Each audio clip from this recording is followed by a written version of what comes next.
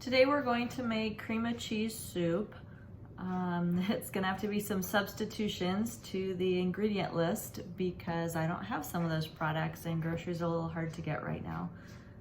So we need 1/4 of a cup of carrots. They're supposed to be grated with a box grater.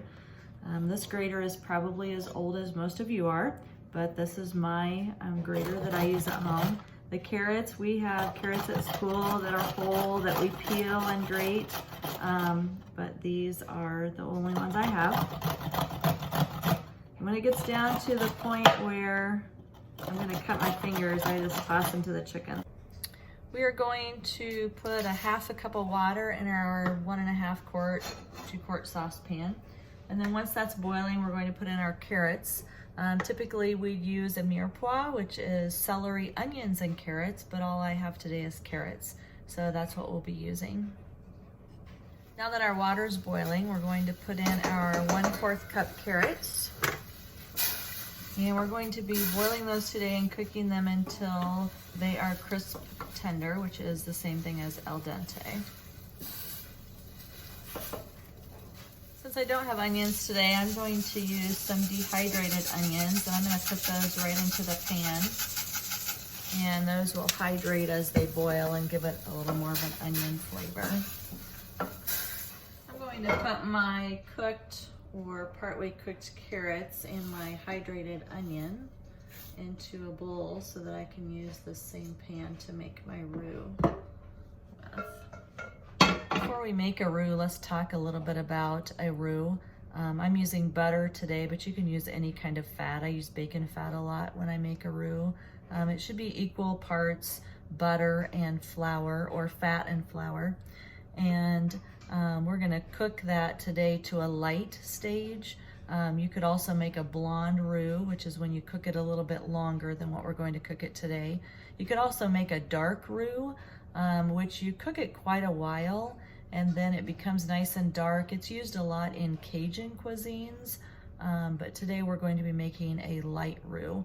Oftentimes if you use clarified butter, that's kind of nice because then there's no water or milk solids in the butter, so you don't have to worry about it browning or scalding. But today I'm just using regular butter. So we are putting our butter in there. And we're gonna let it melt. Once my butter is mostly melted, and definitely before my butter starts to turn brown, I'm going to add the flour in. And again, usually equal parts fat and flour.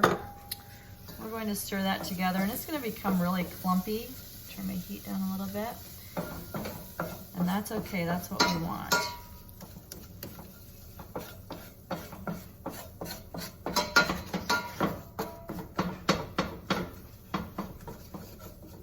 We just want to get all the fat covered with, or all the flour, covered with fat.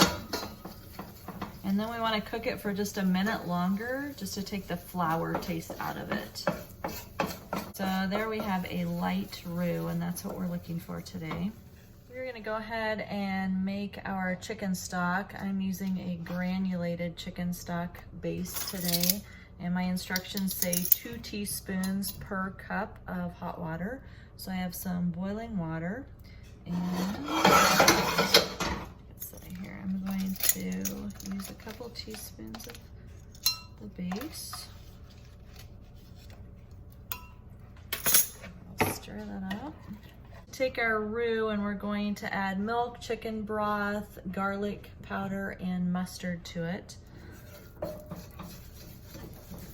So now instead of just a roux, we're turning it into a bechamel sauce. This is going to be the base to make our soup thick. If you were doing this, you could also be making a country gravy.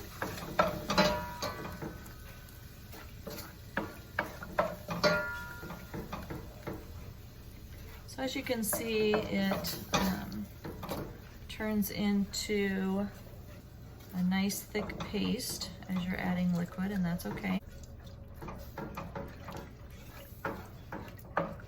Our milk is kind of incorporated a little bit, then we're going to add our chicken broth in. If you have a dairy allergy, You could easily use just 2 cups of broth instead of the milk, or you could use an alternate form of milk.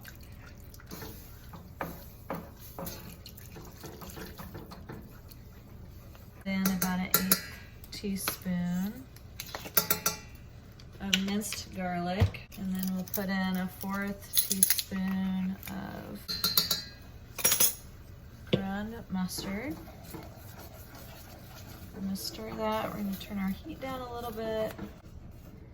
The consistency of your bechamel sauce is very important. The goal is to work out all the lumps. The goal is to work out all the lumps, and you want it nice and smooth. We're looking for nappe. That means where it coats the back of our spoon.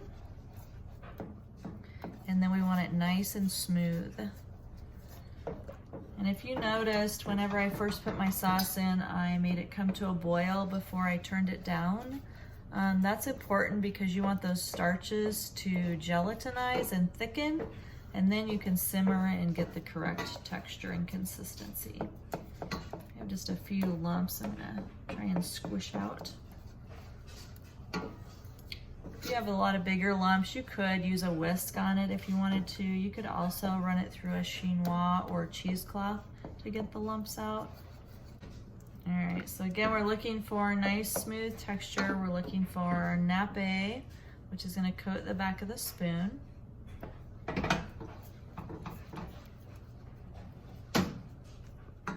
So I think we have the consistency we want. We're gonna add our vegetables back in. And this is a pretty small recipe since we do it individually at school, but you could easily double or triple or more for your family.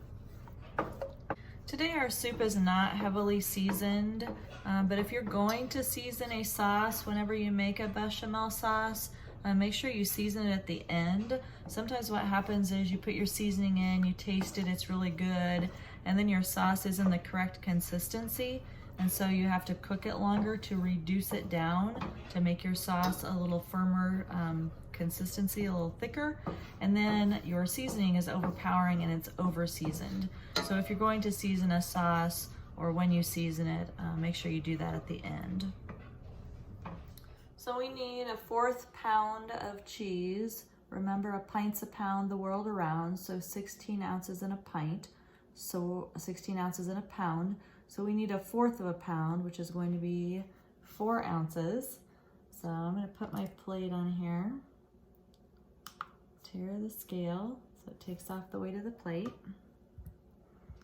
And I've actually already pre-measured my cheese, but that's gonna be what a 1/4 of a pound looks like. And then we're going to take that and we're going to grate it, which isn't the easiest thing to do because remember, American cheese is a cheese product. So it has an emulsifier, a 60% emulsifier in it. And so it's going to melt really nice and smooth and have a really cheesy flavor, but it's going to be a very soft cheese. And so once you get the biggest part of it grated, you can just take the crumbles and that's fine. Sometimes I even, instead of grating it, just cut it up in little chunks. Okay, we're going to add our cheese, and it says, the recipe says to take it off the heat. I have a gas stove, and so when my heat is turned off, the stove isn't hot anymore. So if you have an electric stove, you'll want to remove it because it stays hot longer, but for our purposes, we don't need to.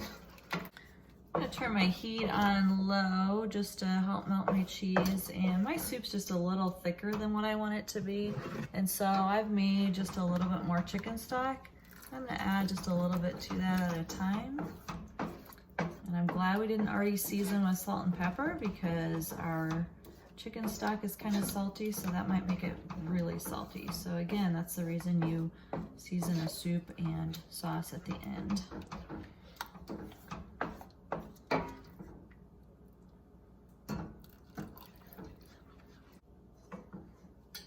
I didn't have any celery today, and we used dehydrated onions, so I'm going to add just a little more nutrients and color to my soup today.